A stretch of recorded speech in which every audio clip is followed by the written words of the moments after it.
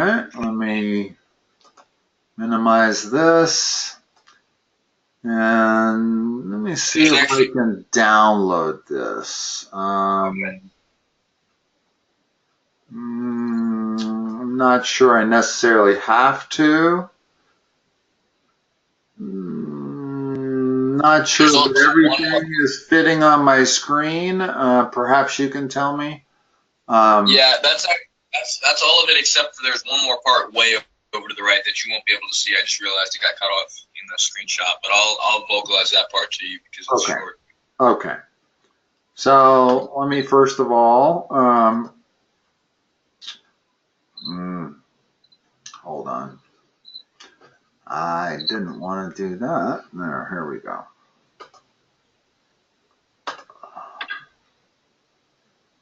All right. So y is the composite function f of g of x, and y equals this. What exactly are they asking for? I'm not even sure, to be honest. It doesn't give me instructions. It just gives me that. Let me think about this for a second. Okay, I think I understand what they're asking. G of x is the inside. Right. That's what they're telling you over here. They're actually telling you how to do it here. In other words, if we let u be g of x and u were equal to 5x minus 8, then f of u, well, the f function must be u to the fourth. Yeah, you're right, it is.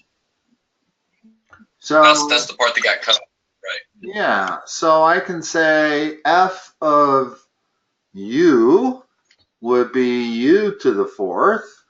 If I wanted to say what it was as f of x, it would be x to the fourth.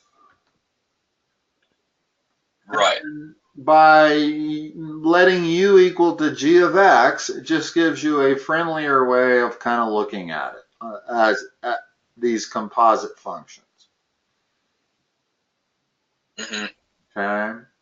Now, this isn't really calculus. This is in other words, we haven't done any calculus yet. Let me see if I can scroll down here. That's all that was on that page? Except for, well, yeah, all that I sent you in the screenshot, and then the u to the fourth was all. Okay.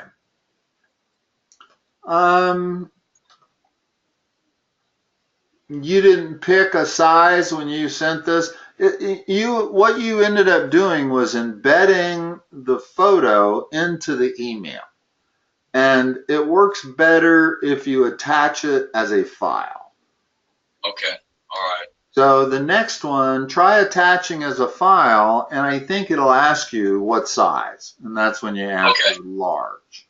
And then I'll be able to zoom in and zoom out and see the whole thing. Just make sure your picture has the whole thing in its screen. Yep, all right. I will do that. So, but for this one, are we able to go over it still, or did we completely tackle it? Was that you to the fourth? Well, I don't see any instructions, so I'm not quite sure what they're asking for. If they're asking, my guess is they want to know what f of x is, and they want to know what g of x is. In other words, this, well, hold on. Yeah, see, I don't see any instructions on what they want. Yeah. So it's a little bit confusing. But that's my best guess, is they want you to take this function, y equal 5x minus 8 to the fourth power, and they want you to figure out what g of x is and what f of x is. Because y is a composite function.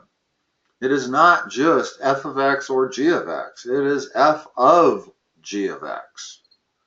So you're suggesting that when they give you 5x minus 8 equals u on the right, and then the u to the fourth, those are the answers? That's just what it's asking you to find? I'm not sure. I don't see any directions on what it wants you to do. Right. So I really don't know for sure. But that's my best guess, is they want to know what g of x is and f of x. Okay, yeah, I'll accept that as a good guess. I'm equally confused. I'm just using an online thing called CalcChat. I'm sure you've heard of it. Well, usually these kind of problems, when I run into them, that's the only thing they really want. Now, if it was truly calculus, they might, this might be the beginning of the chain rule. Have you had the chain rule yet? No, I have not. Yeah, let's talk about the chain rule from this.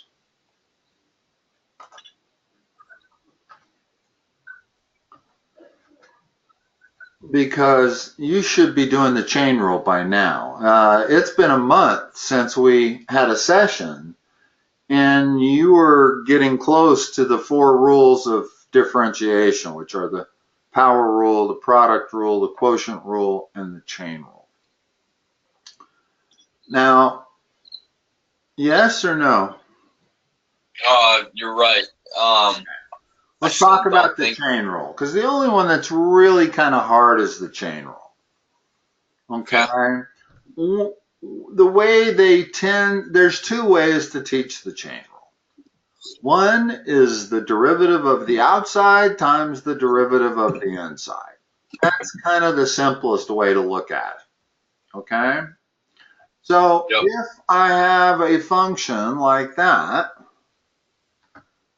I could go ahead and multiply that by itself 4 times and come up with a polynomial, and then the only thing I would have to use would be the power rule. Okay? But I don't want to do all that algebra. I don't want to multiply that by itself 4 times. And this exponent might be a 17 or something. So the derivative of the outside is 4 times whatever that inside is. You get that part as being the derivative of the outside. Yeah. Okay. Now we have to multiply that by the derivative of the inside. The inside is u. So u prime would be 5, right? Right. So I'm going to multiply that by 5, which gives you 20 times 5x minus 8 cubed. And that's the answer they want. If you were having to differentiate this. Now, I don't see any instructions that say differentiate this, but that's the other possibility for instructions, is they're either teaching you about composite functions and want you to decompose it, or they're teaching you about the chain rule. Could be either one. Without seeing instructions, I need to know what they want from you on this. Yeah, no, that makes sense. Can I ask, how do we get to 5 for u prime? If you look over here what u is, it's 5x minus 8. It's the inside. Yep. Well, u prime, the derivative of 5x is 5. The derivative of 8 is 0. Right. So that's how u prime is 5. Okay. But because derivative of a constant is always 0. Exactly. Okay. And the derivative that's tricky. Yeah, it is. When you're taking the derivative of something linear, then it's just the coefficient. But when you take the derivative of any number, it's 0. Okay. All right. Gotcha. All right. Let me see if I can find a problem let's just talk about one other thing here, because there is a slightly more interesting way to look at dy dx. dy dx is what we're trying to solve for, the first derivative, assuming that's what they want. I don't know. I don't see any request for it, but we're going to talk about it anyway. Okay? Well, when dy dx, what we basically have is y equals u to the fourth, correct? In other words, right. if we let u be g of x, and u is now 5x minus 8, then y becomes u to the fourth. Well, when you're trying to figure out dy dx, you can't do it directly if the other variable is u. You have to do dy du and multiply it by du dx. And now notice what happens. The du's cancel out. You end up with dy dx. Yep. Well, that is the derivative of the outside. That is the derivative of the inside. So this is a slightly more sophisticated way of looking at it. This is actually what is going on, is you're doing these partial derivatives and solving for dy dx. But notice the only thing we can actually get from that is dy du. Yeah. If we need du dx, then we got to do this stuff over here. That's what u prime is that is du dx. And that's what's equal to 5. Okay? So that is the chain rule in a nutshell. Now, I could spend a little bit more time on the chain rule, but I kind of hate to because I'm not even positive that's what this question is referring to. Yeah. Right. We don't have to spend any more time on it. I've actually got a problem that has some instructions. Okay. Hopefully. Cool. Did you email it to me yet, or? I'm about to. Yeah, about to send it. Okay. So you said to send it as an attachment, right? Yeah, send it as an attached file, and the one I know works for sure is large image. Okay. Because that way I can download it, and I can zoom in, I can rotate if I need to. I can do lots of things with an attached file that I cannot do with an embedded file. And what it was a file that was embedded inside the email. Okay, and if I go into my photos on my phone and just hit like share, share, and then go to email, that's going to embed it, right? No, I don't know. No, I'm not. Unfortunately, I don't have an Apple phone. I have a Samsung. So I've never actually done it on an Apple, even though 95% of my students have Apples. And most of them know how to send a file, a picture. But I've never actually done it. So I'm not the best one to show you how to do it. All right, yeah. You could just try a different technique. The last one wasn't bad. Let's take a look at this one. Sure. All right. Now, see, now I can download this. All right, That's there we go. The difference. And because I was able to download it, I can open it up, and now I can expand it. Yep. Okay, hold on a second. Let's blow this up. Let me expand it again. All right. So, what are the instructions on this? So basically, I think it just wants you to use the product rule to differentiate. Okay. That's what we actually yes, for sure. You would have to use the product rule. You would also have to use the chain rule. But it looks like they've done that already. Right, yeah, it has the answer there. This is just an example. If we weren't looking at rows 2, 3, 4, or 5, I could write them in and we could go through it. But when you have the answer staring at us, it's hard to No, yeah, I get that. I'm just looking to. I'm still willing to go through it with you. Yeah.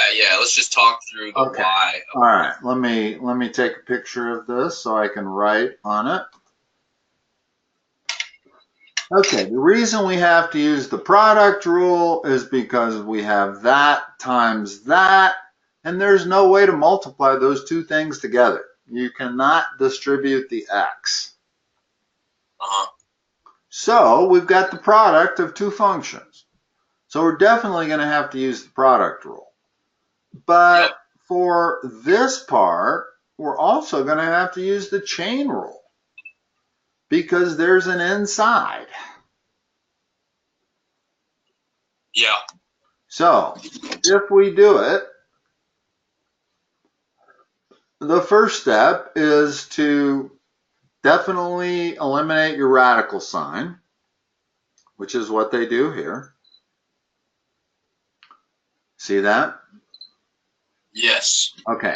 Now, the product rule. Let's talk about the product rule. If you have y is a function of two variables multiplied together, each one of them a function of x, that means that y prime is u times v prime plus the reverse, u prime times v.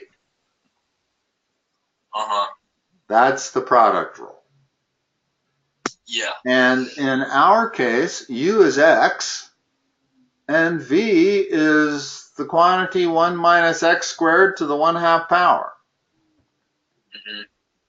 So when they do the first step of differentiation, there's u. That's that right there. V prime. Well, that's v.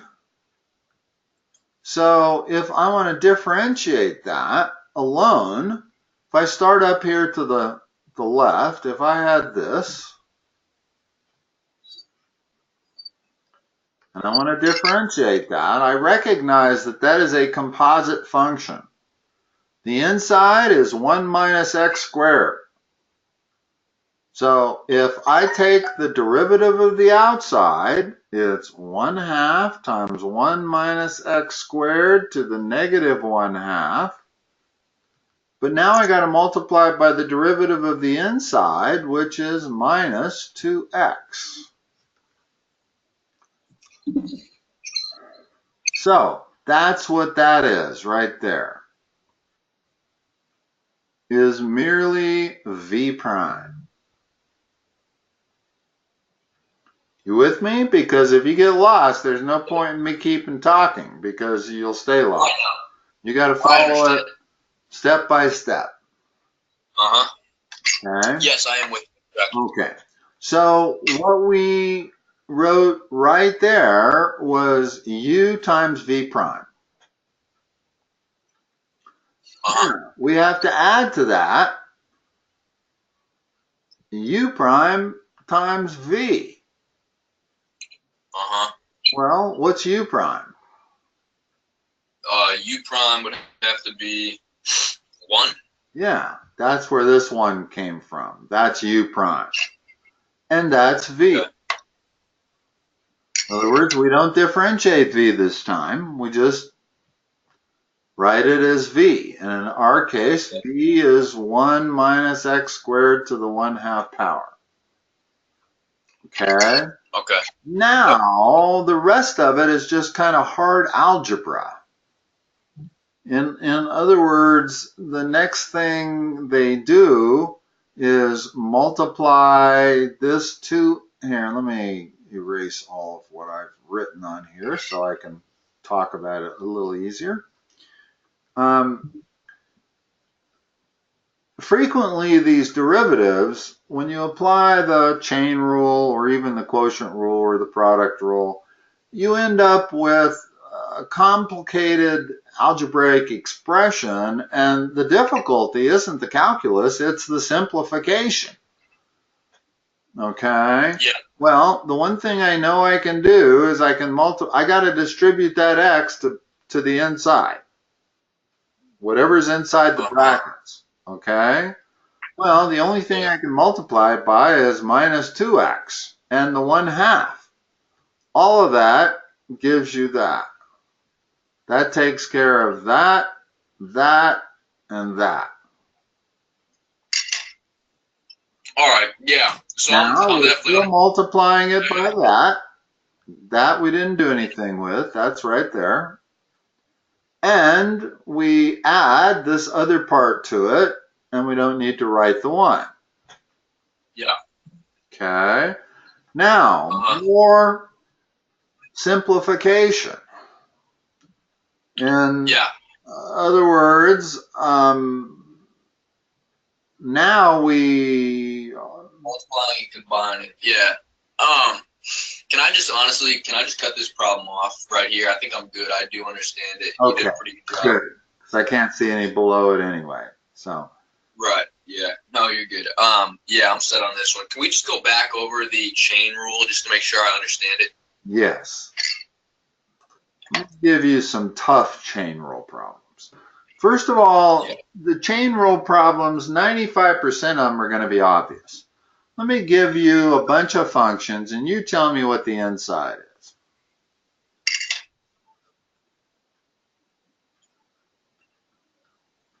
Hold on. Not yet. Yeah, so it'd be 3 minus x cubed. Okay, so that's the inside. Okay, how about this function? It's always, 3x. yes. In other words, you always want to figure out the inside as your first step. Even though the rule says you take the derivative of the outside and multiply it by the derivative of the inside, you need to figure out what the inside is first. Yeah.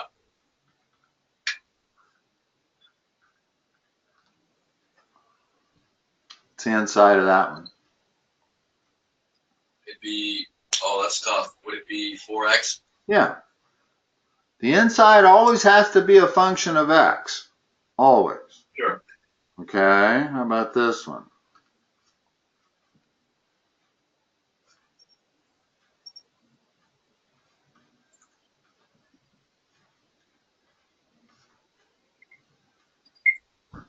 Tangent 2x.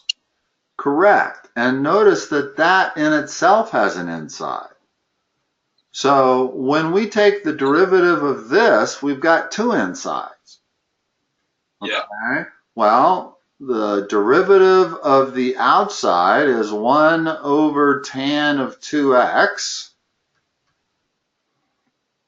The derivative of the inside is secant squared of 2x. And the derivative of the second inside is 2. So this has 2 insides. But you don't have to really think of it as 2 insides if you let u equal tan of 2x. In other words, if you always use this u substitution method, it actually makes it a little easier. It really does. Because now what we really have is y equal the natural log of u, which means y dy du is 1 over u times du dx. Well, in this case, du dx, the derivative of the outside is secant squared of 2x, but I do have an inside, another 2x inside, so I got to multiply that by 2. So this whole thing ends up being 1 over tan of 2x times 2 secant squared of x. Now, you are going to find that you want to memorize your trig derivatives. You can't get anywhere in this business, in calculus, without memorizing your trig derivatives. There are just too many problems where you have to use it every single time. And you don't want to have to be looking it up in the book.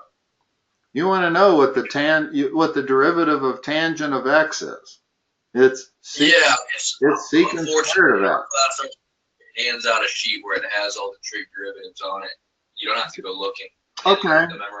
Okay, that's fine.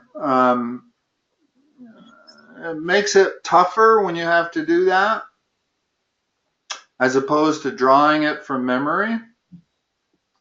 It really does, because whenever you come across a trig function, you have to look on the sheet of paper, you got to find it, you got to know that the derivative of sine is cosine, you got to know the derivative of tangent is secant squared. It just, when you have to look all those things up, it makes it a lot harder. Okay? Yeah, okay.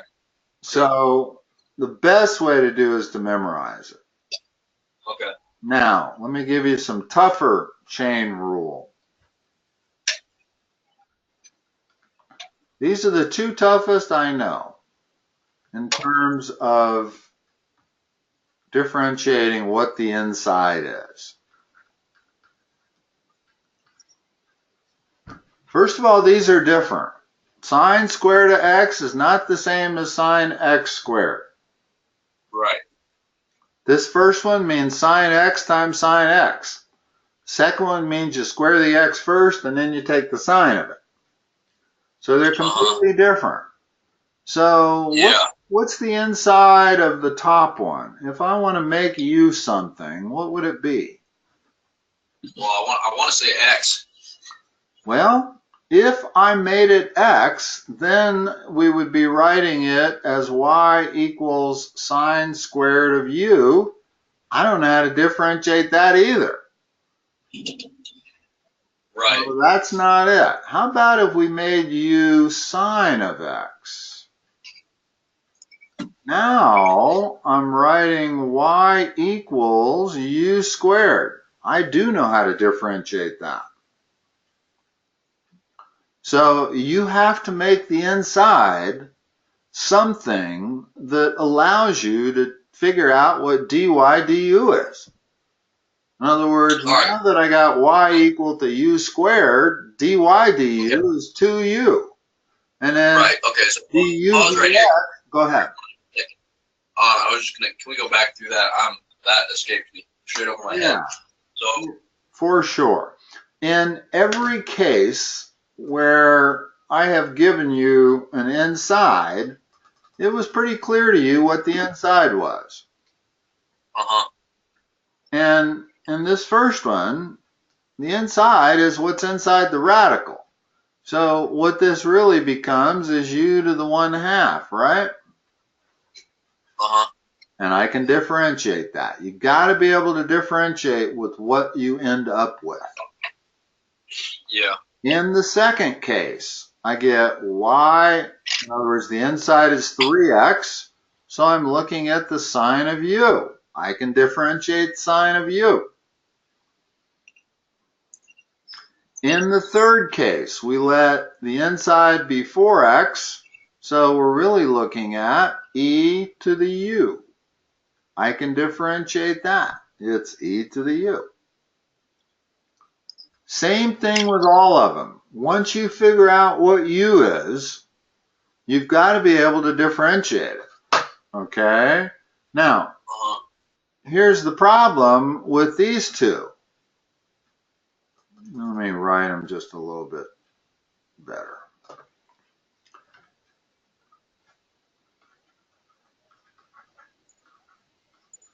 Now, notice that if I let u equal x, then is all I'm going to do is write this sine squared of u.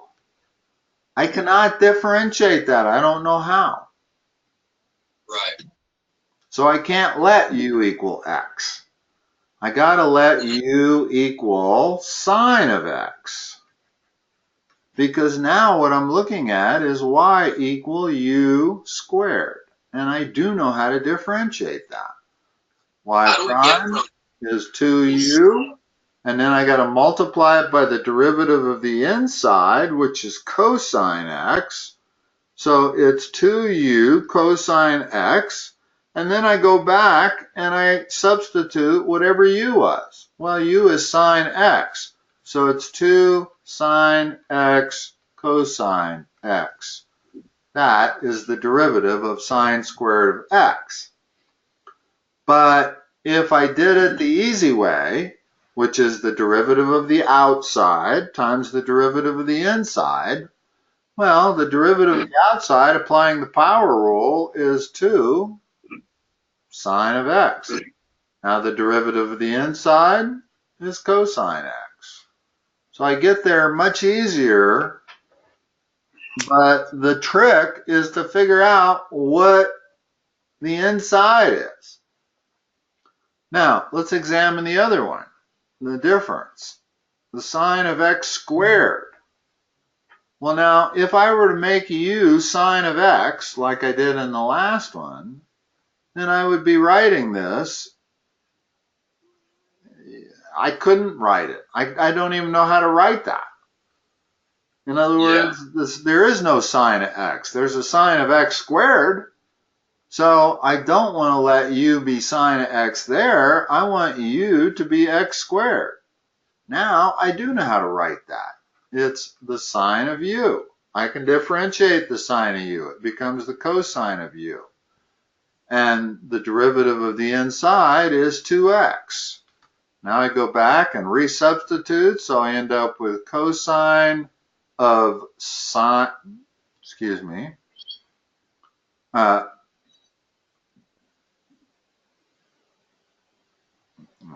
not quite sure what happened. I got lost somewhere. Let's see. If we let u be x squared, we're taking the sine of u. The derivative of that is the cosine. So it's cosine of x squared, that's what u is, times 2x. So yeah, okay. That's how you apply the chain rule. Okay, how do we get from, like, the part where I get confused is, like, how is this not just a trig identity? Because if you weren't showing me this right here, how would I on my own determine that the outside of the function is 2? First of all, I'm showing you two of the most difficult ones here. The sine squared of x and the sine of x squared really pinpoint the difficulties of figuring out what the inside is. Most of the time, it's not hard.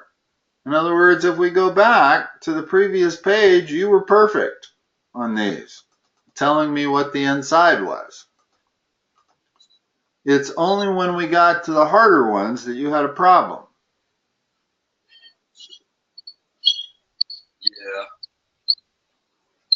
Yeah. I think if I pull open my book, they're going to show me a whole list of problems and I can give them to you. And all you got to do is tell me which is the inside. Yeah, well, I don't know if that would necessarily help, because on the simple ones, it's easy, it's obvious. It's like hitting off a T. Then you get to the ones where it's like sine squared x, like you were writing, and it's like, how do you even begin to, like, process that? Well, you kind of have to experiment with it. The best way for me to do it, I always make up the same problems in my head, so I'd rather draw problems from a book.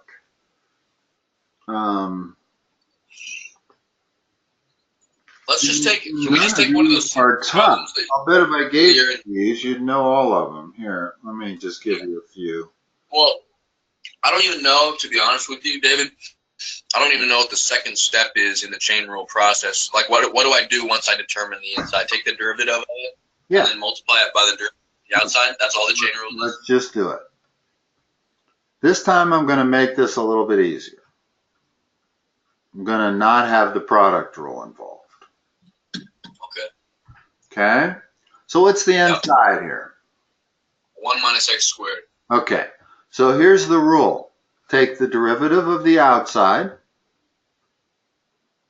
What's that? So it'd be 3 times 1 minus x squared, or the derivative of that. No, not yet. Okay. That's the derivative of the outside right there. Right, yep. Now what's the derivative of the inside? So that would be, let's see. So the derivative of the 1 would be 0. So then the derivative of the negative x squared would be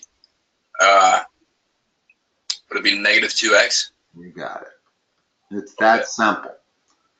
In other words, it always comes down to the derivative of the outside times the derivative of the inside. Okay. Okay? The only problem ever is when it's a questionable inside. When you don't know what the inside is, then it's hard to apply that rule. Right. But 95% of the problems you're going to run into, you're going to figure out what the inside is. The only ones that are somewhat tough were the two that I gave you. I can't even think of a tougher one. If I said this,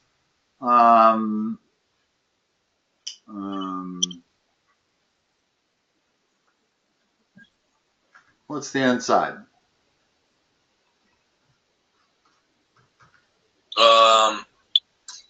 So it'd be sine squared x, but then the inside of the inside would be... Well, no, you don't start with the inside. You start with the derivative of the outside. Oh, right. Okay. Once you know that the inside is that, then you're really looking at natural log of u. So it'd be 1 over sine squared x. Correct. So that's the derivative of the outside only.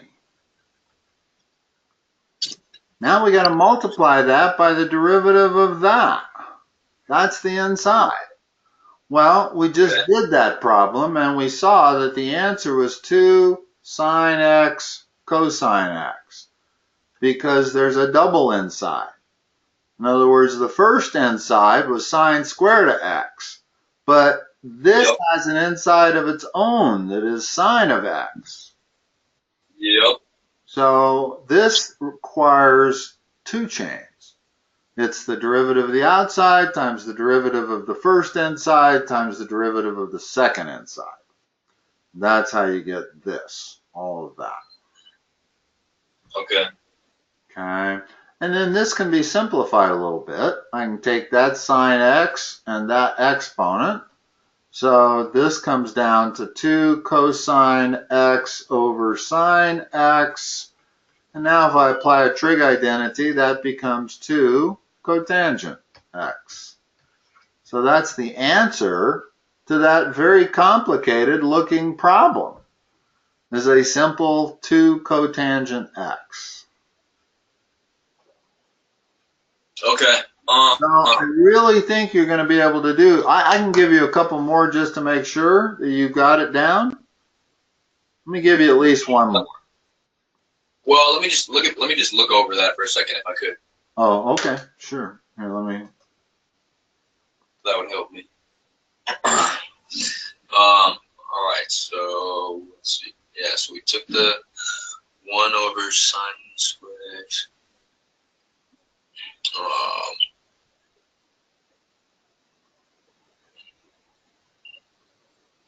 Now, I didn't go through the entire thing because we just went through that. In other words, when we're trying to figure out the derivative of sine squared of x, we came up with 2 sine x cosine x. So I didn't go through that process completely again. And once you do, you get 2 sine x cosine x, and then that sine x cancels with one of the sine x's in the denominator. So you end up with 2 cosine x over sine x, which is 2 cotangent x. Yeah. Okay. How did we get the exponent off of the sine squared x from the bottom to the top of the fraction? Well, if I have this,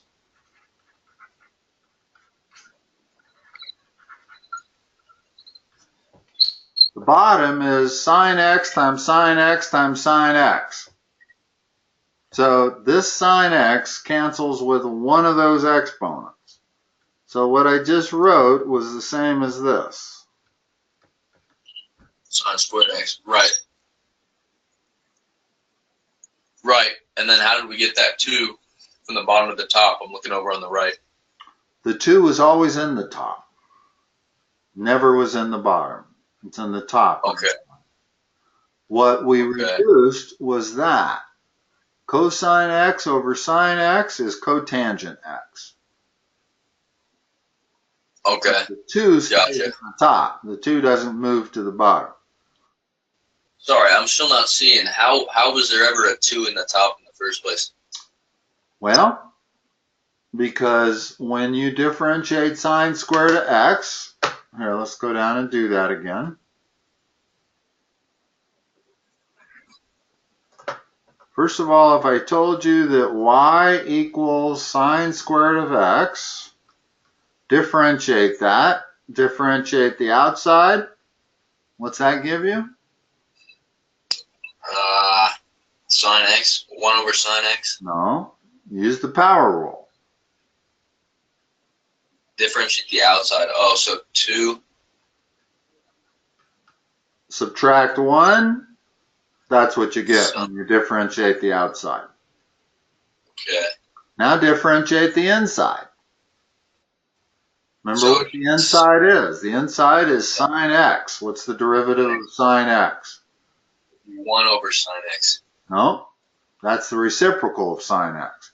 The derivative of sine x is cosine x. Okay, yeah, you're right. So that is what y prime is if y were sine squared of x. Well, if we go over here, our problem was this. Made it perhaps overly complicated.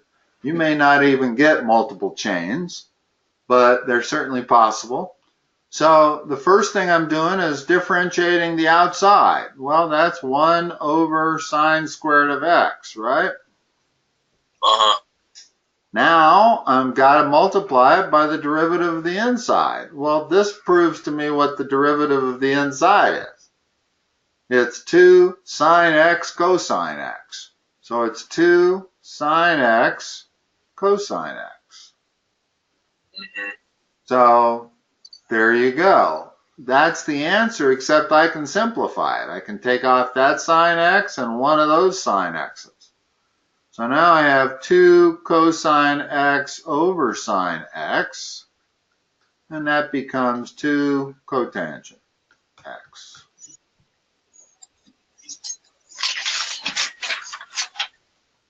Here, let me make one up. I just want to make sure you got this. I won't use any double chain rules. I'll just do a single one.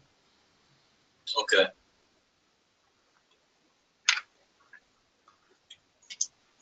It's the derivative of the outside. I know you know what the inside is. So, yeah, so it would be ln. No, the derivative of e to the x is e to the x. Okay, okay. It is the only function in the world whose derivative is the same as the function. That's what's special about it. There is no other function whose derivative is exactly the same as the function. In other words, if I tell you that y equals e to the x, then dy dx is e to the x. But in this case, we don't have e to the x. We have e to the 4x. So the derivative of the outside is what? So e to the 4x. What's the derivative of the inside? It'd be just 4. There's your answer. Okay. It's that simple. Just when you take the derivative of the outside, never change the inside. Okay?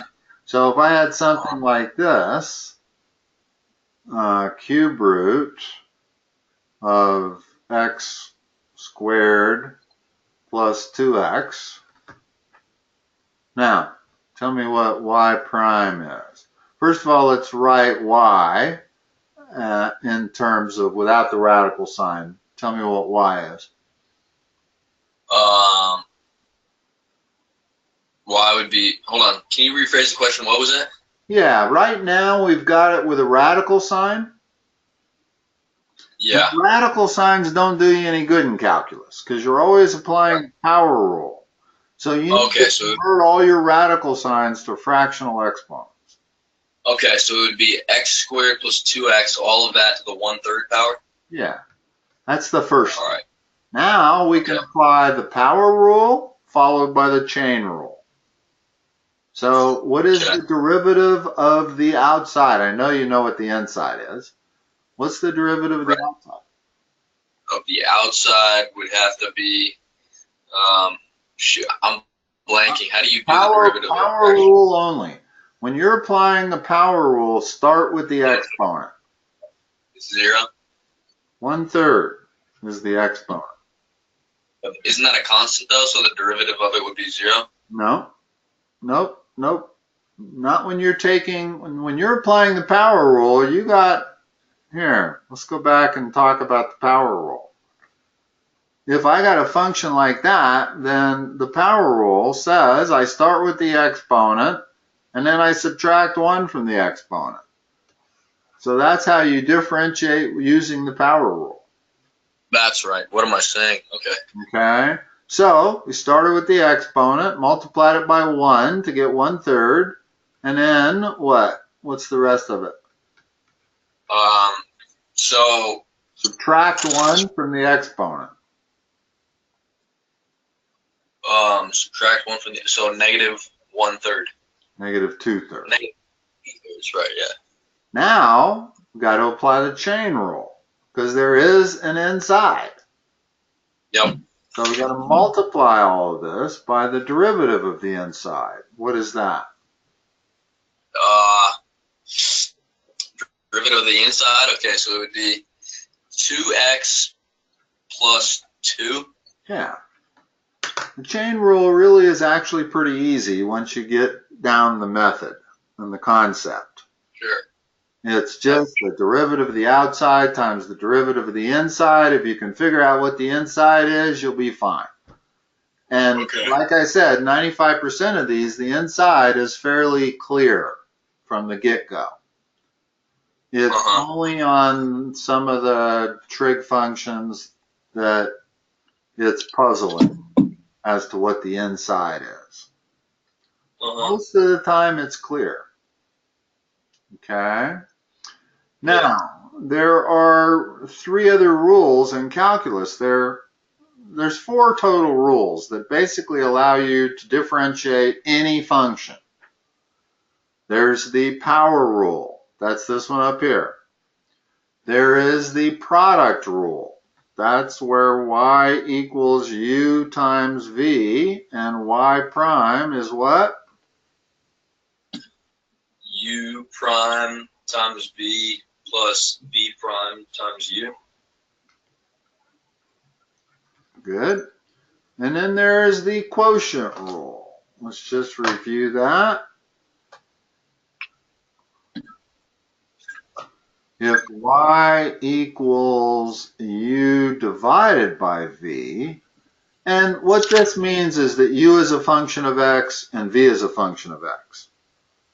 And I'm really trying to get dy dx, but so I'm really asking about dy dx. Okay? What is it? So it would be dy. Well, let's do it the other way. In other words, what's y prime? Y prime would be hold on. Okay, so let me just hold on. Before you look it up, I want you to try to memorize it. It's really easy to memorize. Starts with the bottom, ends with the bottom squared. Okay, so u of x hold on. Times. What did I say? I said starts with the bottom. What's the bottom? U of x squared. What's the bottom? Oh, v. Okay, so you start with the bottom, and you know it's got to be multiplied by the derivative of something. Well, it's got to be the derivative of the top, okay? And order was important. It is not like the product rule where you can do it in either order. In this case, you got to do it in a particular order, and the reason is that subtraction is involved, not addition. So the other piece has to be the reverse of this, which is what? What is the reverse of v times u prime? V prime times u. Ends with what? Um, Starts with the bottom, ends with? Bottom squared. There's the quotient rule. And that is the easiest way I know to memorize it. Because you can figure out everything else. In other words, all you have to remember is you start with the bottom and you end with the bottom squared. You can figure out these other three things. What else is this going to be other than u prime? And I know order is important, so I know it's subtraction, and then I know that this is just the reverse. So if this is v u prime, that's got to be v prime u. Okay, so that's the quotient rule, and that's the way to memorize the quotient rule. Now, that's helpful. Let me give you a good way to memorize these trig functions. I may have given this to you once, but let's go through it again. Here's the function. Here's its derivative. Okay? I'm going to do it in a certain order that may not be the same order they taught you. What's the derivative of sine? Cosine x. The next one you want to memorize is tangent. And that's not the way they teach it to you, but you'll understand why I'm doing it this way. Okay. What's the derivative of tangent? I believe it's secant squared x times x prime. That's it. That's it. For the moment, we're not going to apply any chain rules. And the last one you want to memorize is secant. What's the derivative of secant? That would be secant x times tangent x. Okay, that's all you have to memorize are those three. Let me show you why. The other three are the cofunctions, right? You know what the word cofunction means? I don't. I'm not. Well, you take the trig function and you stick the words co in front of it. So what is the cofunction of sine? Cosine. Oh. Now, all your cofunctions start negative. And the answer is whatever the cofunction of cosine is. Well, what's the cofunction of cosine? Sine? Oh, wait, hold on. Yes. Secant. Yes. No, that's perfect. You're right on. Okay. Oh. Now let's go to the next one. The cofunction of tangent is cotangent. Cotangent. Well, what's the derivative got to be? If the derivative of tangent is secant squared, first of all, I know the derivatives of all the cos start out with a negative sign. Yeah. And now what's the cofunction of secant? It would have to be like cosecant squared x. That's it. And finally, let's talk about the cosecant, because it's the cofunction of secant. It's going to start out with a negative sign. And what is its derivative going to be? So derivative of cosecant would have to be like whatever the cofunctions of these two things over here on the right are. Oh, so cosecant x times cotangent x. You got it. Notice the pattern. All of the cofunctions start out negative, and their derivative is merely the derivative of that cofunction. Now, the way they tend to teach this in calculus is by teaching you these two to start with, which I don't like because it gives you the wrong impression. It doesn't really follow this pattern. The best three to start anybody out with are that one, and that one, because the other three you can figure out. You don't have to memorize anything. The secret to memorizing stuff is to memorize as little as possible. You don't want to memorize 6 things if you don't have to. If you can get away with memorizing 3 things, then that's what you want to do. And that's what I've showed you how to do, is if once you memorize that one, that one and that one, you can figure out the other three. All right, perfect. So I'm gonna. That's a big step, knowing the trig function derivatives. Yeah. And trust me, you're going to be far better off having it memorized than having to look it up every time. It'll slow you down like mouse and molasses. Okay? There's only a couple of other ones that you have to really memorize. What's the derivative of that one? Derivative of ln x would be, shoot, I don't know. Oh, would it be like x prime over, oh, okay. Okay, so that's simple. Sure. And the only other one is this one. What's the derivative of e to the x? E to the x. There you go. Between the 6 trig functions and these two, that's going to cover almost everything. Now, at some point, you may run into the derivatives of inverse trig functions. Like there is a derivative of the inverse sine and the inverse tangent and all of those. But I'm not going to get to that until you get to it. All right, yeah, no sweat. I'm going to give you one more problem. You may get to that soon, you may not. But at some point, you'll have to figure out how to memorize those also. Although you do kind of get to a point in calculus where there's just too much to memorize, and it's why my calc book, if you open the inside cover, the whole front page is all your derivatives and integrals, because you got to memorize those also. Yeah, okay. I just sent you one more problem.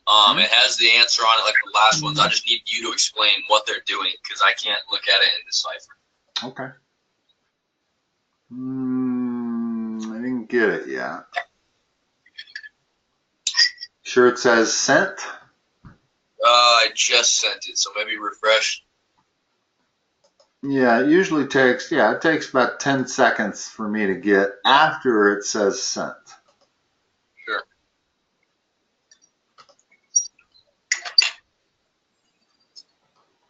All right. Let me expand this a little bit. So I see it's just asking for the derivative of that original problem. But what rule are they using to get there? What is that I'm looking at? Well, it's the power rule combined with the chain rule. Okay. So let's think about that. What's the derivative of the outside? If I said, what is g prime of x, you would want to take the derivative of the outside times the derivative of the inside. Well, the outside is pretty easy. What's the derivative of the outside? Just 2. Not just 2. Equal. 2 times whatever is in that inside. In other words, that is the derivative of the outside. Hold on. Right. In fact, let me move this up a little bit so we're looking at everything. In other words, when perhaps an easier way to always look at these is to spell out what u is. Well, what is u in this case? What is the inside?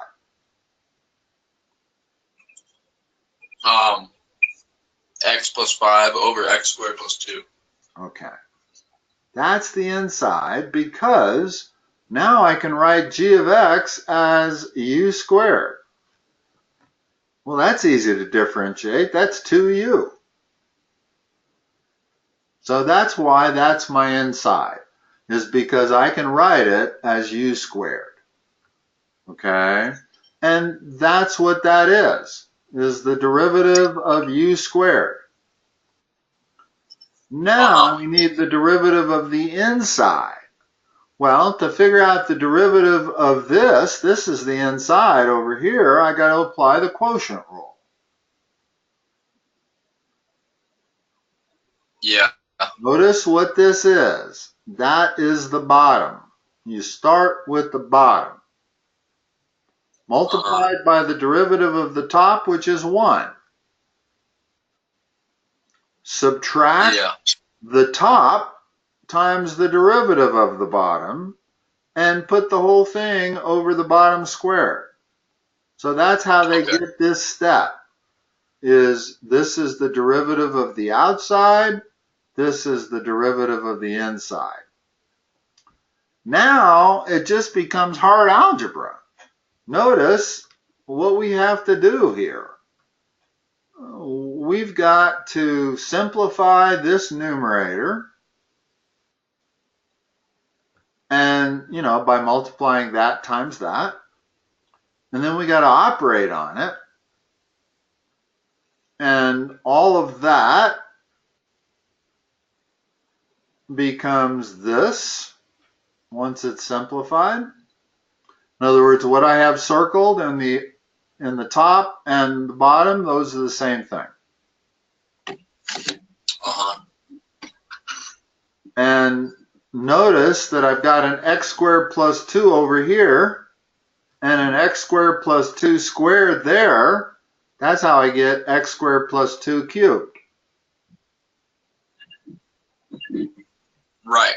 Now I still have this part of the numerator, which came from that. So I got to multiply those together, although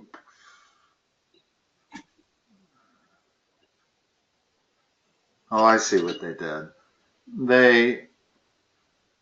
They wanted all these minus signs to be plus signs, so they put a minus in front of the 2 and then put a minus. In other words, they multiplied the top by -1 twice. Okay. You do, and that's how they got to here.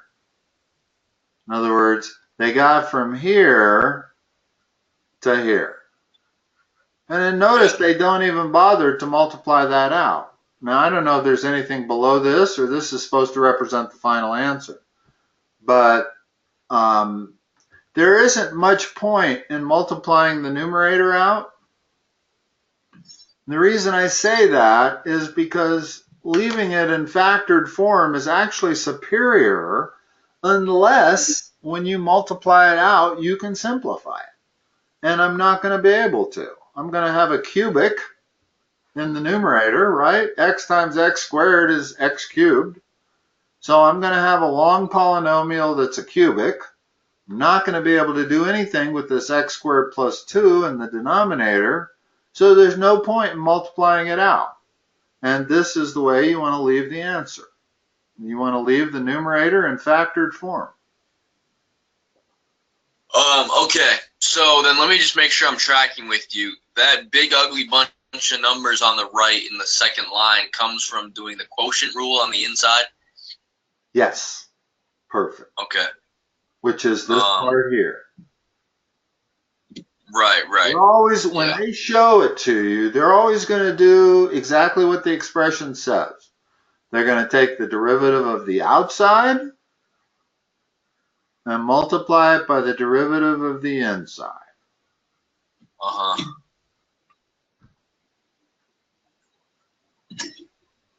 Okay. All right. I got you. Okay. So and then it's just algebra after that. Well, when I say it's just algebra, quite frequently, that's the hardest part of the problem is the algebra. It's not applying the chain rule. You'll get used to the chain rule. Once you do it for a half an hour, you'll know how to do it every time. Okay. Right. And you just have to be religious about its application. In other words, don't try to figure out all the rules you're going to need to do that. Just start out by the derivative of the outside. That's pretty easy. Then figure out how you're going to take the derivative of the inside. Well, now I got to use the quotient rule to do that.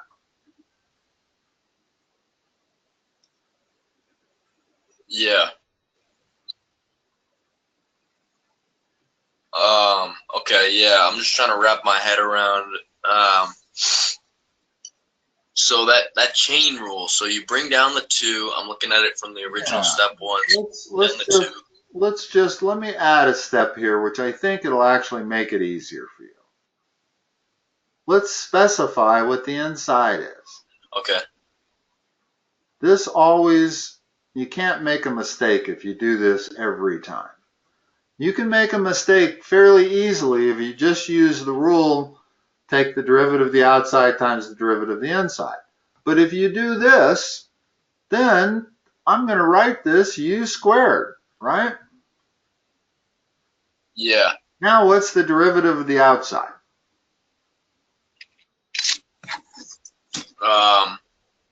I mean, it would be still 2 times whatever's inside, right?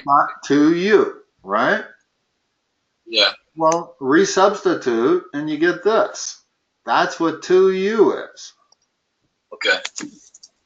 Now we got to multiply by the derivative of the inside. Well, that's the inside, and we're going to have to use the quotient rule to differentiate that. And that's what all of this is. It's just applying the quotient rule to the inside. And once you've done that, that's the easy part, really. Then it becomes a question of doing all the algebra, which isn't that hard. In other words, you got to distribute that first, and then you got to operate on the numerator, and that reduces to that. And then there's a few other things you do here, like combine the denominators into an x squared plus 2 cubed. But it's the algebra that's difficult, not the chain rule. Uh-huh. Okay? Yeah. Okay. What else you got? Once you get these four rules down, you're in pretty good shape. You can pretty much differentiate anything they can throw at you. You're talking about power rule, product rule, quotient rule, and chain rule. Power, product, quotient, yep, power, and chain. Those are the only four rules that you need for differentiation. If it were only that easy for integration, you're going to find integration is a factor of 3 harder than differentiation. There are no rules in integration. There is no simple, there's a reverse power rule, but there's no quotient rule, there's no product rule, there's no chain rule. So is that what I'm coming on in calculus? What's that? Is that what I'm coming up on in calculus? Well, I'm not sure. The way they teach calculus is first limits, and then differential calculus, and then integral calculus. And integration is the inverse of differentiation. By that I mean the following.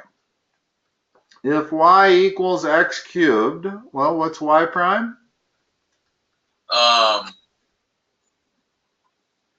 3x to squared.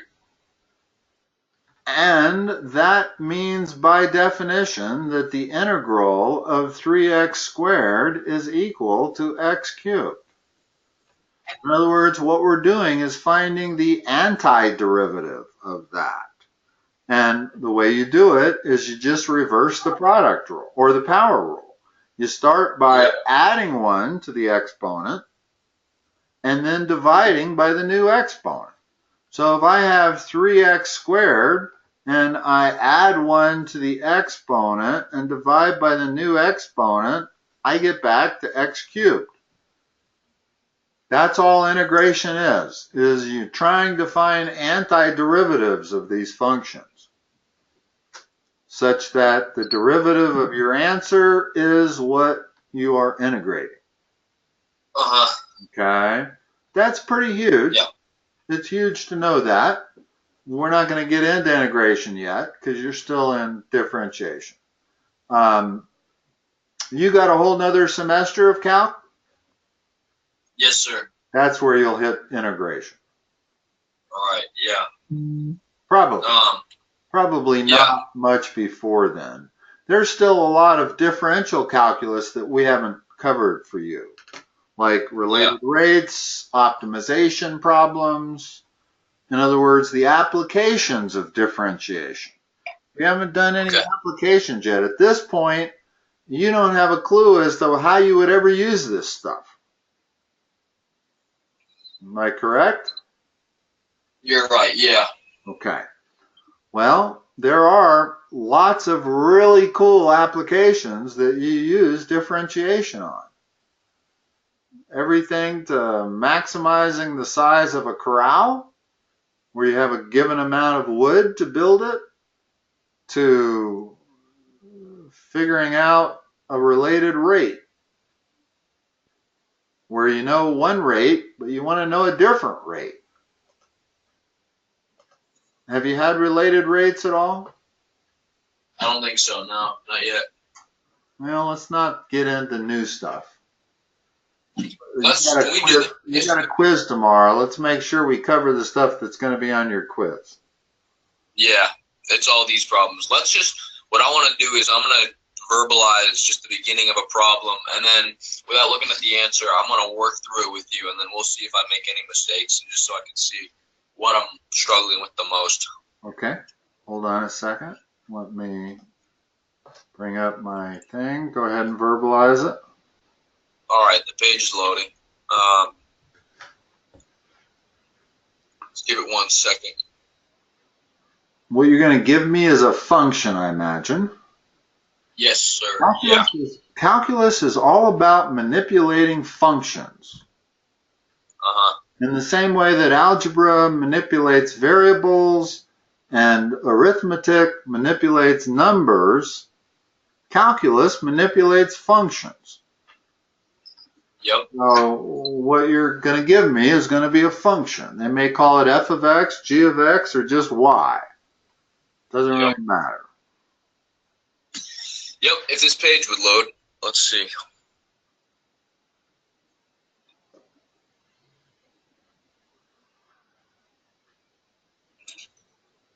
Okay, yeah, it's taking a long time. You want to maybe just write one down and we'll work through a problem you come up with? Sure.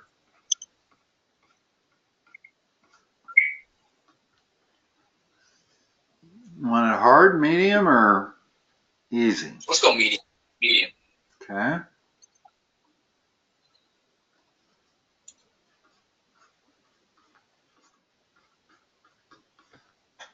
Tell me what f prime of x is. Okay, so you would have to use the quotient rule. So start with the bottom. So x plus 1 times. In parentheses. Very important to put the parentheses around it. Right. So then you would multiply that by inverse of x minus 1. Not the inverse, the derivative. Right, that's what I meant. The derivative of x minus 1. Derivative of x minus 1. So that would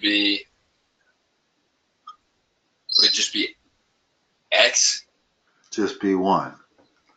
So whatever the coefficient of the x term is. If that was a 2x minus 1, then it would be 2. Okay, so derivative is what the coefficient of the variable is. Okay, all right. Okay, so then subtract derivative of x plus 1, which would be 1, times x minus 1. Again, in parentheses, we need those. Yep. And then all of that. We're going to get the wrong answer if we don't use the parentheses to the right part of that. Right, yeah. And then all that would be over x plus 1 squared. Okay. Now, simplify the top. So, x plus 1 minus x minus 1 would be x plus 1 minus x plus 1 if you took the parentheses out. Good, very good. Simplify that. Right, so it's just 2 over x plus 1 squared. There you go. And that's your answer. And that would you don't need to multiply that out on the bottom either. You rarely do. I've never seen a case where one has to multiply it out. You just leave it in this format. Yeah, I agree with you. Most of the answers in the book are written just as Yeah. that. Yeah, even if it's simple. In other words, even though I can do that, if it was a 12, well, then obviously I wouldn't do it. But even if it's a 2, you don't do it. Okay, yeah. Let's go with the hard one. Okay.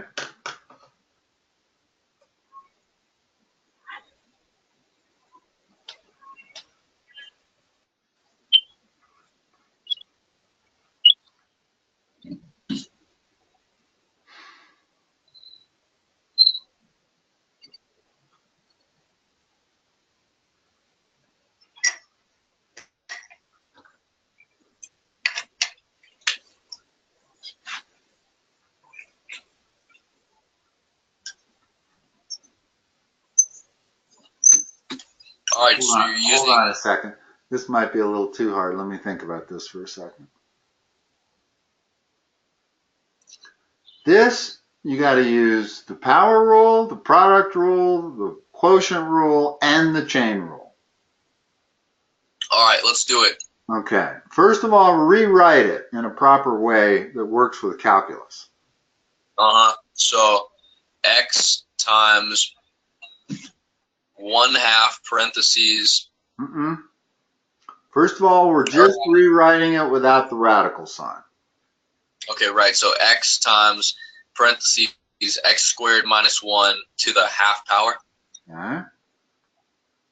And that would be over parentheses x squared close parentheses to the 1/3 power.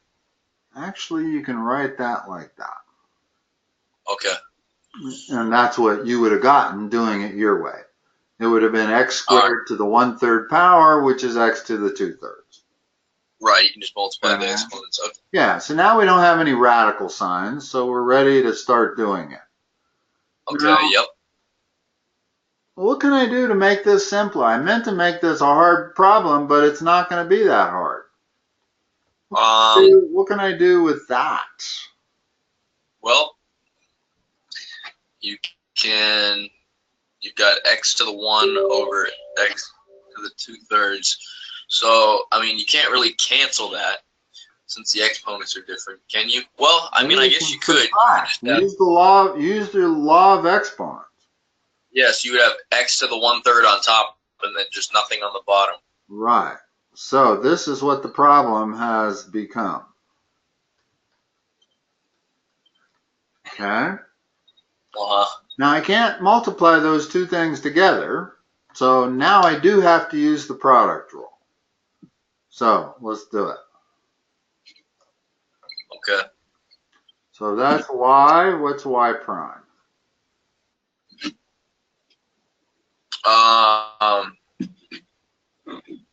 Y prime would be x to the, well, hold on. You'd have to take the derivative of x and derivative of... Start by taking the derivative of one of these things. This is u, that's v. Okay, so derivative of x to the 1/3 power would be 1/3 x to the negative 2/3. Yep. Keep going. Times 1/2 parentheses. You're only taking the derivative of one of these things. We're taking the derivative of that times that plus the reduce. That's right. Okay, so you would just write in the x squared minus 1 to the half power. Okay, that's the first part of the product rule. We know order doesn't matter, so it's adding. Right. Yep. So then you take derivative of x squared minus 1 to the half power, which would be half parentheses x squared minus 1 to the negative half. And you need to apply a chain rule because there's an inside. Okay. What's the derivative of the inside? Derivative of the inside would be 1, 2. The inside is x squared minus 1. What's the derivative of it? Yeah. Derivative of x squared minus 1. Well, It's 2x. 2x. Okay. You know, Oh, yeah. you only apply the power rule to the x squared, and the derivative of 1 is 0. Yep, okay. It's 2x, and I can write that right there. Okay. Now, is all I've done is taken the derivative of that. I still got to multiply it by the x to the 1/3. Remember what this is. This is u prime times v plus u times v prime. Well, this whole thing was v prime. And I needed to use the power rule and the chain rule to figure out v prime, because there was an inside.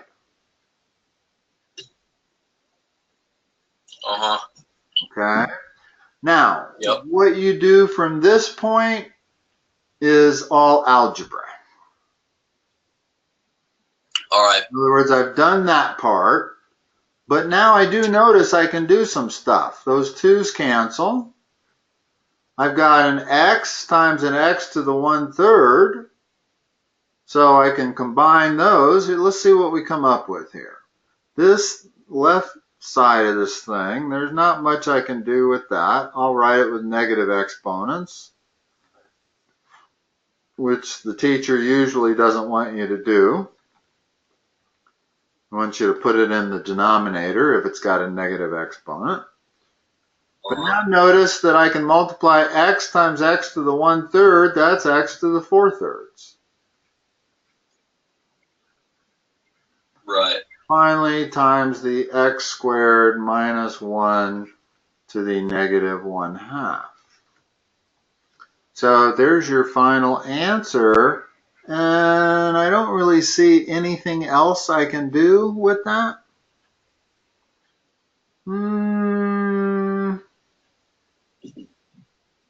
No, that's what a book answer would look like.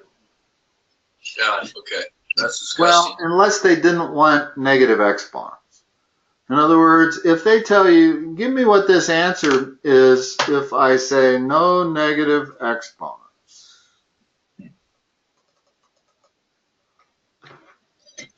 What's this become?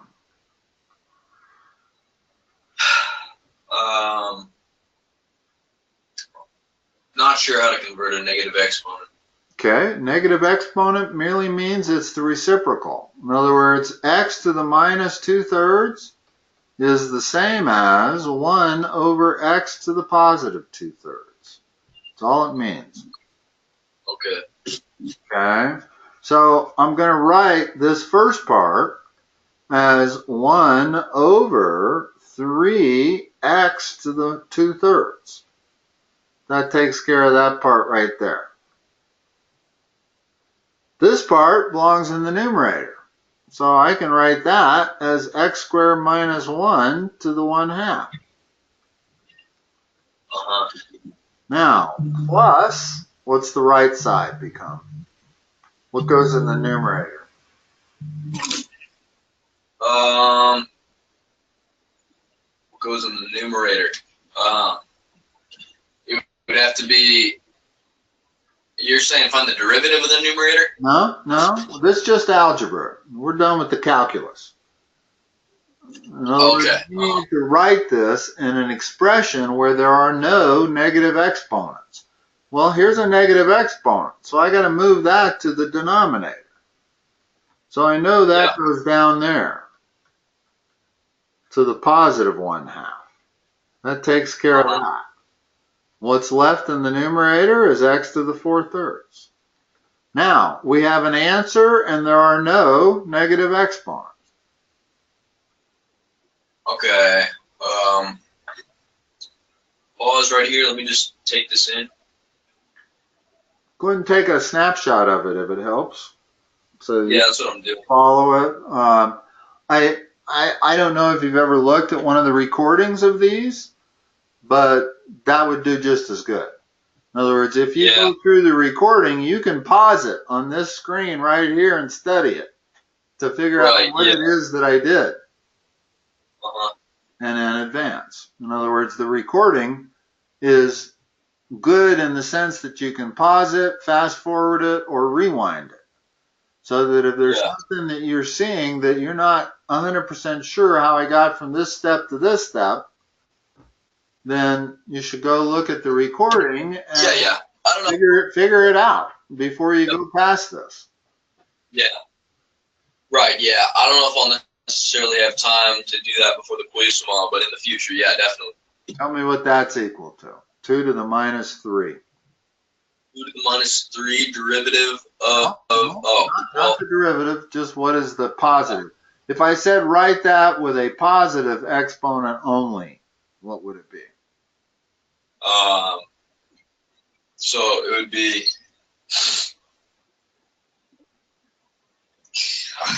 I'm still not tracking. What would it be?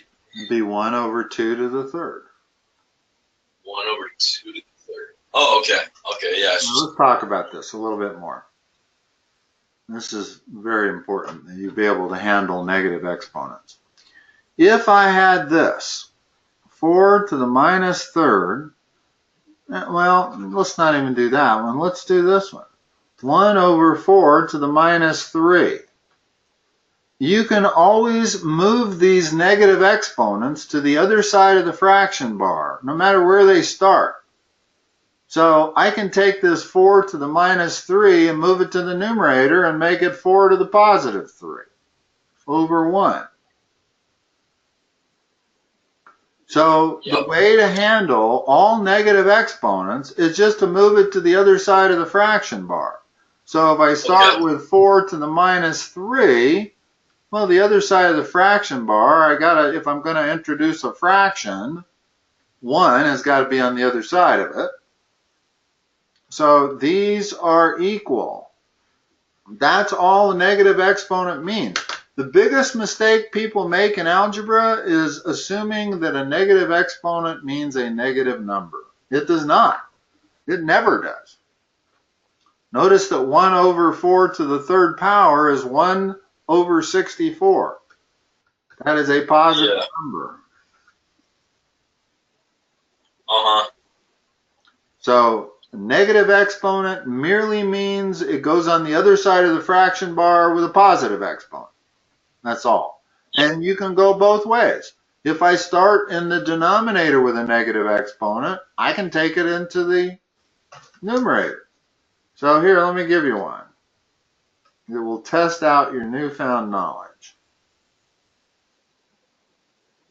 Tell me what this is.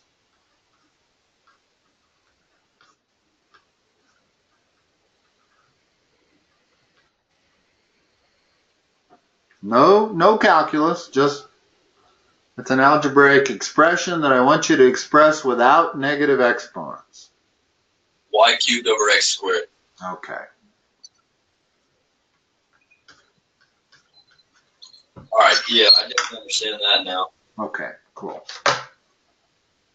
So, what else do we got coming up here? Well, my web pages on my phone aren't loading. Let me look one up on this laptop here that I'm using to talk to you. Okay. And I'll voice one into you. Okay. Just give me 1 second. All right, calchat.com.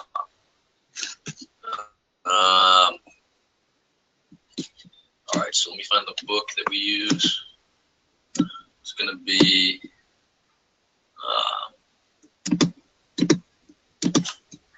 do you have a textbook? It's online. Okay, yeah, I got it right here. Okay. Okay, so chapter 3, section 4, exercise. Let's go to some of the later ones. 35. Okay. Okay, so here's the function. I'm going to give you a function. Ready? F of x equals parentheses, parentheses, x squared plus 3 and 1 parentheses to the 5th power plus x, another parentheses, squared. X squared? So that parentheses at the end is a closed parentheses. You're closing the initial double parentheses. Oh. And then the whole thing is squared. So it's like that. Right, like that. And then the whole thing is, yeah, there you go. Let me just rewrite it here so I won't be confused. And double check this, make sure I'm doing this right. Is that right? Yes, sir. Okay. Yep. So, what's the first thing we're going to do? So the first thing you're going to do is simplify or find the derivative of the outside, which would be 2 times the inside. Give me the rest of it. And then you would multiply in the derivative of the inside, which hold there's on, 2 inside. Let's finish this first part. Okay. Give me what goes next. Times. Oh, wouldn't you just rewrite the inside? Yeah, but I wanted you to do it. Oh, x squared plus 3. Yeah, to the 5th plus x. Okay. That's the derivative of the outside. Okay, yep. Okay. Now, we have to multiply that. I'm going to use brackets just for clarification. Uh-huh. Now we got to take the derivative of the inside. That is the inside. Okay. Yep. So, let's do that. Oops, hold on. Okay.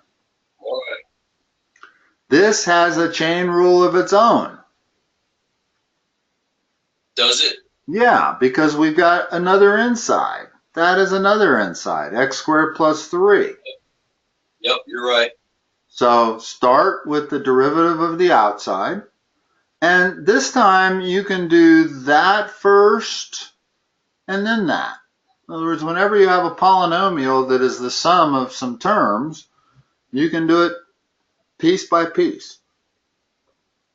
So what goes inside the bracket? What's the first thing? Inside the bracket. So you would find the derivative of x squared plus 3 to the 5th first, right? Correct. What is that? So it would be 5 times x squared plus 3 to the 4th, all that to the 4th. Times what? And then times x. It's the derivative of that second inside.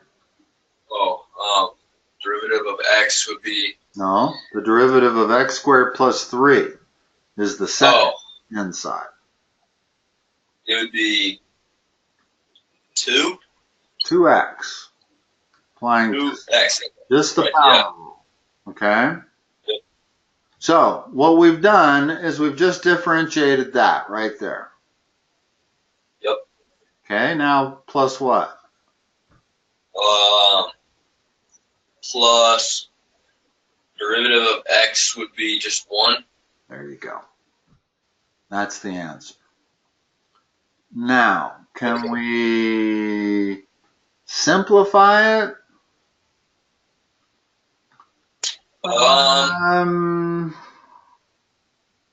Maybe. I would probably just leave it. Well, yeah. We're gonna have to. The problem with simplifying is we got to multiply this whole thing by this whole thing.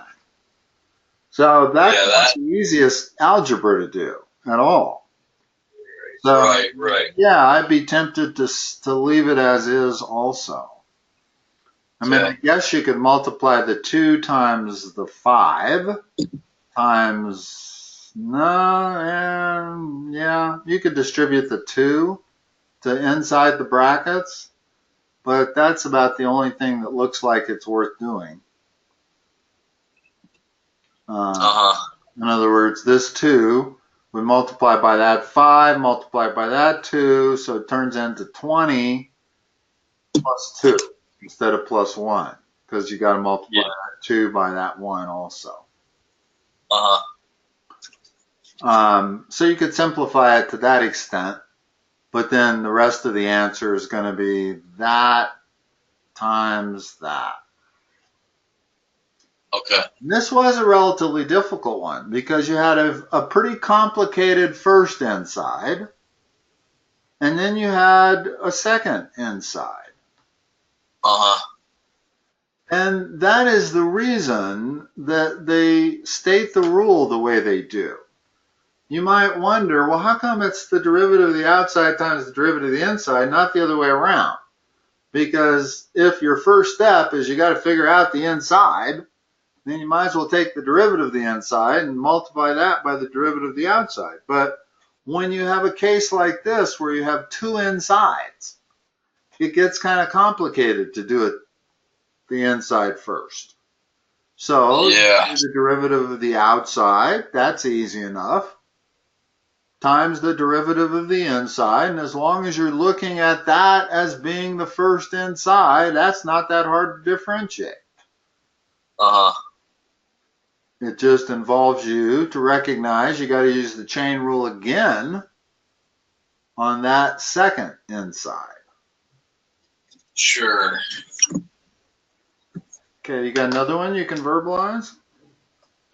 So actually, this calcchat.com, the answer, they actually did simplify it all the way out, and it's super complex. And I think I want to take as much time as we need to kind of go over this as best we can.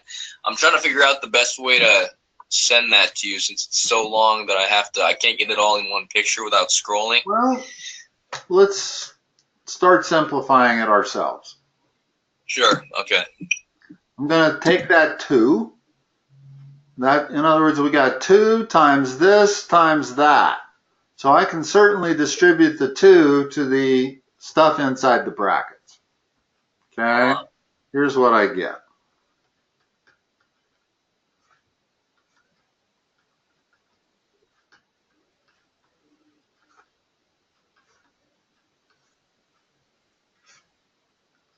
I'm going to multiply the 2 by the 5 by the 2. That gives me 20. X squared plus 3 to the 4th times x plus, I got to multiply the 2 by the 1, so that becomes that. So that's the first step for simplifying it. You just multiplied the 2 into all of it? Well, not into all of it. I multiplied the 2 by the 5, and I multiplied that 2 by that 5. So it turned it into 20. And I still have this x. Wait. That's this x here. So what did you do? You multiplied the 2 times the 5, but that would give you 10, not 20. And then you got another 2 over here next to the x. Not seeing that. Where? All right. Here's a 2 here. Here, let me do this in a different color. Here's a 2 here. There's a 5 there, and there's a 2 there. They're all being multiplied together. Right, yep. So that turns into 20. Okay. That makes 20x, basically. There's the x part. Now, you say they took this further. Okay. I can do that.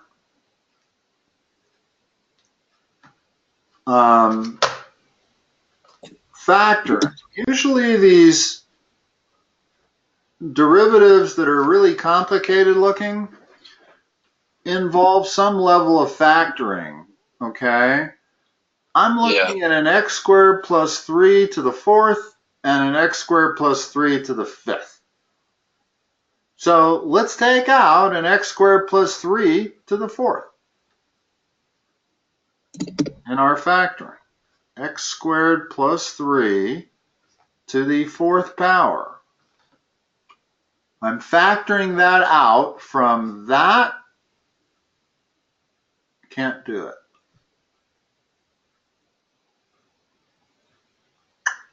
Can't do it. I got to be able to divide every term by x squared plus 3. I can't divide that by x squared plus 3. Can't factor out an x. I don't really see much else that I can do here. I cannot do that. I guess I could kind of FOIL these. In other words, if I treat that as a binomial term and multiply it by that using FOIL, you know what I mean by FOIL? Yeah. Front, outside, inside, Yeah. last. Yeah, so this would be multiplied by that first, and then that would be multiplied by that, and then this by this, and this by that. Now, do we get anything interesting? We actually kind of do. Let's write that out. Let me go back to my better color. When I multiply this by this, I get 20 x squared plus 3 to the 9th. See where I get that? When I do this term by that term. Whoops, times x. With me? Yep. Okay. Yep. Now, x squared plus 3 to the 5th is multiplied by 2. So I'm adding 2 times x squared plus 3 to the 5th. That's the outside of FOIL. Plus the inside, which is x squared. 20x squared times x squared plus 3 to the 4th. And finally, the 2 outside, the last is 2x. So that's what I get when I do the multiplication.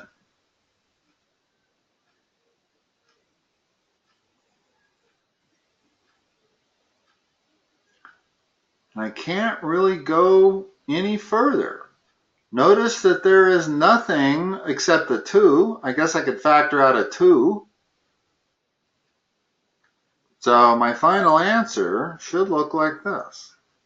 I'm factoring out a 2 from every term. So that becomes 10 instead of 20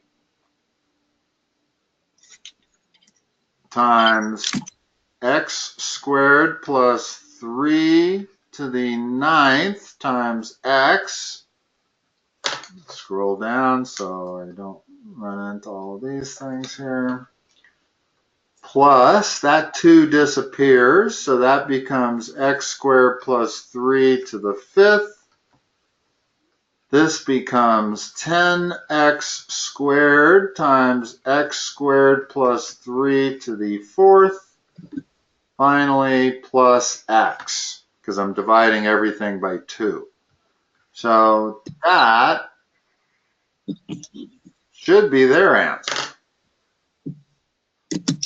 And there's nothing I can do to that to simplify it. Right. I can't factor out an x. I can't factor out an x squared plus 3 to any power. Because in order to factor out something, I got to be able to divide all 4 of these terms by whatever I factor out. Right. Now, that is pretty darn. I do need another 2 over here. Excuse me. Yeah. In front of the x squared plus 3. In front of everything. In other words, add another parentheses around everything and put the 2 that I factored out there. So I'm not sure that it even paid to factor out that 2. The general rule with math is you don't factor just because you can factor. You factor only if it progresses the problem. And factoring out a 2 didn't help. It just left the 2 hanging out there and left something slightly less complicated inside. So I actually prefer that answer up there. And there is nothing else I can factor out of that. I can take this x right here and put it in front like that. Makes it a little nicer. But that's all. I certainly don't want to multiply x squared plus 3 to the 9th power. I don't want to do it to the 5th power. I don't want to do it to the 4th power. And so when they give you big exponents like that, they're not expecting you to ever do that. Gotcha. Occasionally, if it's a squared, maybe you'd have to do it, but that's it. Okay. Usually when you have a binomial term like that to an exponent, you leave it like that. You do not carry it out. And notice that I can't distribute that either. I can't distribute this 20x times the x squared plus 3 because the x squared plus 3 is to the 9th power. The 20x is not. It's 20x times x squared plus 3 to the 9th power. So I can't multiply that out. Same thing with the second term, same thing with the third term, same thing with the fourth term. I was able to turn it into 2x.